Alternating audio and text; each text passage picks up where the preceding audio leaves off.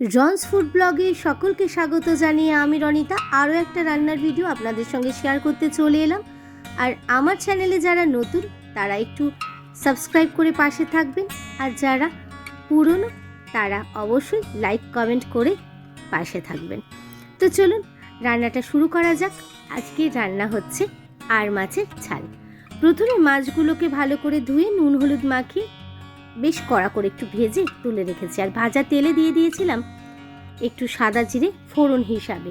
নাড়াচাড়া করে তাতে দিয়ে দিয়েছিলাম পেঁয়াজগুলো হালকা বাদামি করে ভেজে নেব। তারপরে তাতে দিয়ে দিয়েছিলাম বেশ অনেকটা পরিমাণে রসুন বাটা, তবে এই রান্নায় আদাটা আমি ব্যবহার করিনি, আপনারা চাইলে করতেও পারেন।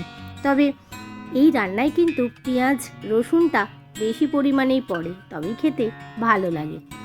এরপরে দিয়ে দিয়েছিলাম রোজকার মশলা, হলুদ গুঁড়ো, জিরের গুঁড়ো, ধনের গুঁড়ো আর কাশ্মীরি লঙ্কার গুঁড়ো। কাশ্মীরি লঙ্কার গুঁড়োটা দিয়েছিলাম রং হওয়ার জন্য। এবারে ভালো করে মশলাটা কষিয়ে তাতে দিয়েছিলাম পরিমাণ মতো নুন আর স্বাদ মতো একটু মিষ্টি, স্বাদটা ব্যালেন্স হওয়ার জন্য। এরপর মশলাটা কষানো হয়ে গেলে তাতে দিয়ে দিয়েছিলাম আলু আপনারা চাইলে নাও দিতে পারেন, তবে আমি দিয়েছিলাম।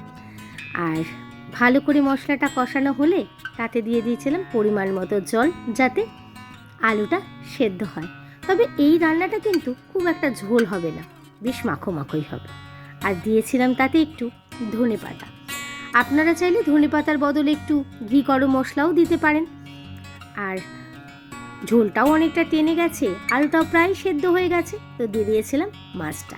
আর একটু ঝোলটা টানলেই রেডি আর মাছের ঝোল। তো এরকম নতুন নতুন রান্না পেতে আমার চ্যানেলটা সাবস্ক্রাইব করে পাশে থাকবেন।